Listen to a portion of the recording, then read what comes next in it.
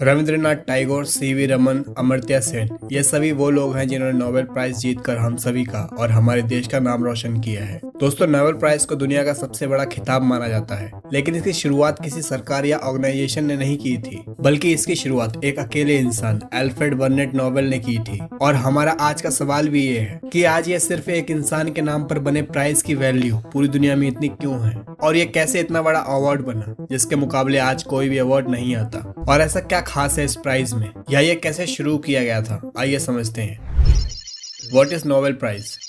1895 में Alfred बर्नेट Nobel ने अपनी एक विल लिखी थी जिसमें 5 ऐसे प्राइज को एस्टेब्लिश किया गया था जो ऐसे लोगों को दिए जाएं जिसने इंसानी सभ्यता का सबसे महान काम किया हो। ये नोबेल प्राइज 5 अलग अलग फील्ड में दिए जाते हैं: फिजिक्स, केमिस्ट्री, मेडिसिन, लेक्चर और पीस। दोस्तों, अल्फ्रेड नोबेल स्वीडन में रहने वाले एक केमिस्ट और बड़े इंडस्ट्रियलिस्ट थे। 1833 में इंजीनियर की फैमिली में उनका जन्म हुआ था। उन्होंने अपने करियर में हथियार बनाए थे। उन्होंने डायनामाइट की भी खोज की थी, जैसे बैलिस्टाइट, कॉर्डाइट जैसे स्मोकलेस धमाकेदार बॉम्ब्स बनाए थे। लगभग 355 तरह के हथियार बनाए थे। अब क्योंकि दुनिया में हर तरह का बिजनेस बंद हो सकता है, लेकिन हथियारों का धंधा कभी बंद नहीं होता, क्योंकि जंगें हमेशा होती रहती हैं, जिससे अल्फ्रेड नोबेल ने बहुत सारी दौलत इकट्ठी कर ली थी। पर 1888 में एक ऐसी घटना हुई जिससे पूरी तरह से अल्फ्रेड नोबेल बदल गए।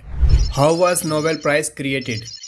1888 में अल्फ्रेड नोबेल की डेथ की न्यूज एक अखबार ने छापी। दरअसल हुआ ये था कि अल्फ्रेड नोबेल के ब्रदर की डेथ हुई थी, पर न्यूज़पेपर ने गलती करते हुए ये समझा कि अल्फ्रेड नोबेल मर गए। न्यूज़पेपर के फ्रंट पेज पे लिखा था, the merchant of death is dead. जब ये अल्फ्रेड नोबेल ने पढ़ा तो उन्हें बहुत बुरा महसूस हुआ। उन्होंने तब सोचा कि पूरी दुनिया उनके मरने के बाद उन्हें ऐसे याद रखेगी। उनको हमेशा एक ऐसे आदमी की तरह याद रखा जाएगा जिसने दुनिया को सिर्फ तबाही ही दी थी। इसी चीज ने उन्हें बदल कर रख दिया। 1896 में उनके मरने के बाद उनकी आखिरी बिल पढ़ी गई, जिसमें उन्होंने अपनी जायदाद का 94% हिस्सा डोनेट कर दिया था। साथ ही उन्होंने अपने बिल में लिखा था कि इस पैसे से ऐसी ऑर्गेनाइजेशन बनाई जाए जो अलग अलग फील्ड में इस पैसे से लोगों को प्राइज दे, और ये सिर्फ उन्हीं लोगों को मिलना चाहिए जिनकी खोज ने ह्यूमैनिटी को बहुत ज्यादा बड़ी मात्रा में फायदा दिलाया हो। साथ ही उन्होंने अपने बिल में फील्ड भी डिसाइड करके रखी थी। इन 5 नोबेल प्राइज को बनाने के लिए उन्होंने अपनी पूरी जायदाद डोनेट कर दी थी, और उनकी इसी डोनेशन पे नोबेल प्राइज कम्युनिटी आज तक अवार्ड देती आ रही है। अब इन 5 अवार्ड में 70 साल के बाद एक और अवार्ड जोड़ा गया है। स्वीडन की सेंट्रल बैंक ने कुछ डोनेशन दिया, जिससे एक नया अवार्ड बनाया गया जिसे इकोनॉमिक्स नोबेल प्राइज कहा जाता है। और अल्फ्रेड नोबेल का परिवार आज भी क्लेम करता है कि economic Nobel prize real Nobel prize नहीं है। सभी नोबेल प्राइज स्वीडन से दिए जाते हैं, और सिर्फ एक पीस का नोबेल प्राइज नॉर्वे से दिया जाता है, जो कि अल्फ्रेड नोबेल के बिल के हिसाब से ही दिया जाता है। अब ऐसा क्यों है, ये रहस्य तो अल्फ्रेड नोबेल के साथ ही चला गया। अब जानते हैं कि नोबेल प्राइज मिलता कैसे है। How someone gets a Nobel prize. दोस्तों, नोबेल प्राइज लेने के लिए हर कोई अप्लाई नहीं कर सकता। यानी ऐसा नहीं है कि आप बस एक फॉर्म भरकर सेंड कर दें कि मैं भी नोबेल प्राइज ले सकता हूं। नोबेल प्राइज की एक कम्युनिटी बनी हुई है जो लगभग पूरी दुनिया के 3000 लोगों को पहले एक लेटर भेजती है, जिसमें लिखा होता है कि आप आवेदन कर सकते हैं। ये इंडिविजुअल्स परमानेंट लोग होते हैं, जैसे साइंस की फील्ड में रिसर्चर्स, लेक्चर देने वाले प्रोफेसर्स, या लिटरेचर में बड़े बड़े राइटर्स और बड़े इकोनॉमिस्ट हो सकते हैं। नोबेल प्राइज कम्युनिटी कभी कभी सरकार को भी पीस की फील्ड में आवेदन करने का मौका देती है, और इन 3000 नॉमिनेशन में से सिर्फ 300 लोगों को ही रिकमेंड करती है। मगर नोबेल फाउंडेशन की गाइडलाइंस में क्लियरली लिखा गया है कि नॉमिनेशंस के नाम कभी भी रिवील नहीं किए जाएंगे। यानी नोबेल प्राइज जीतने के लिए कौन कौन लोग नॉमिनेट हुए हैं ये 50 सालों तक नहीं बताया जाता है। और नॉमिनेट हो जाने का मतलब ये बिल्कुल नहीं है कि आप सक्सेसफुल हो गए हैं। लाइस मेंटनर, जिन्होंने एटम को स्प्लिट करने में मदद की थी, उन्हें 48 बार नॉमिनेट किया गया था, मगर एक बार भी उन्हें नोबेल प्राइज नहीं मिला। नोबेल प्राइज जीतने वाले वैज्ञानिक बहुत बड़ी मिस्ट्री को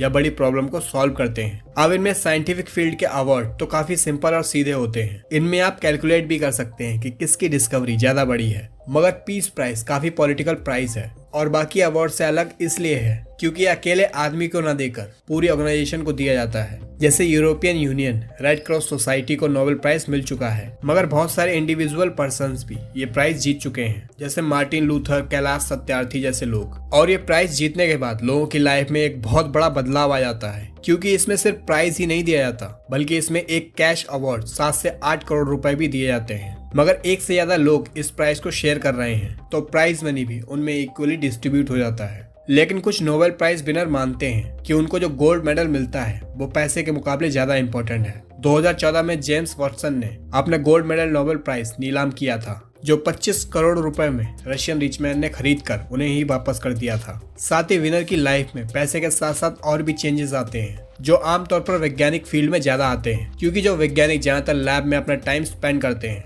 नोबेल प्राइज मिलते ही वो एक तरह से सरकार और आम लोगों के लिए एक दिन में ही सेलिब्रिटी बन जाते हैं। Gender ratio in Nobel prize.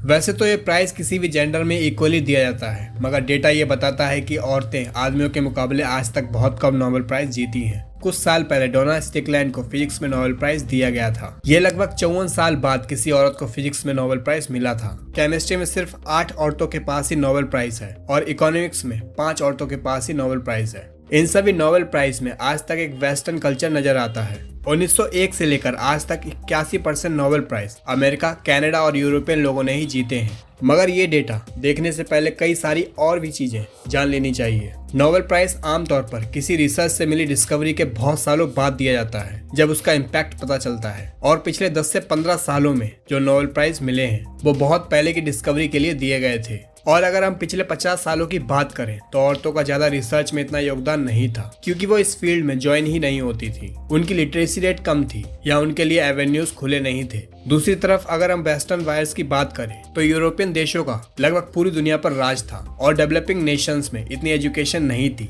इतनी अपॉर्चुनिटीज नहीं थी कि उनके लोग रिसर्च करके आगे आके नोबेल प्राइज जीत सके। तो जाहिर सी बात है कि वेस्टर्न लोगों ने ही नोबेल प्राइज काफी बड़ी संख्या में जीते हैं। इसलिए इन सभी डेटा को ध्यान से समझने की जरूरत है। और कोई भी डेटा कितना भी गलत क्यों ना लगे, नोबेल प्राइज कम्युनिटी को बहुत ही सीक्रेट इंस्टीट्यूट माना जाता है और पूरी दुनिया उन्हें बहुत ही रिस्पेक्ट भी करती है। अब जानते हैं कि नोबेल प्राइज इतना जरूरी क्यों है। Why Nobel prize are important.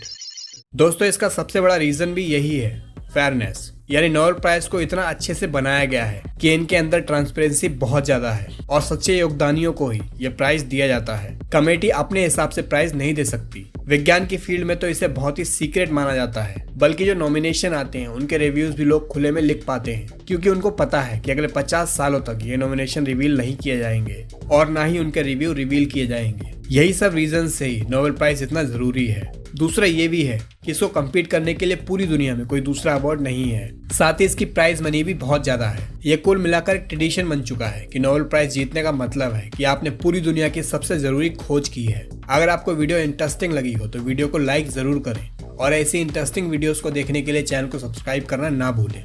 मिलते हैं नेक्स्ट वीडियो में।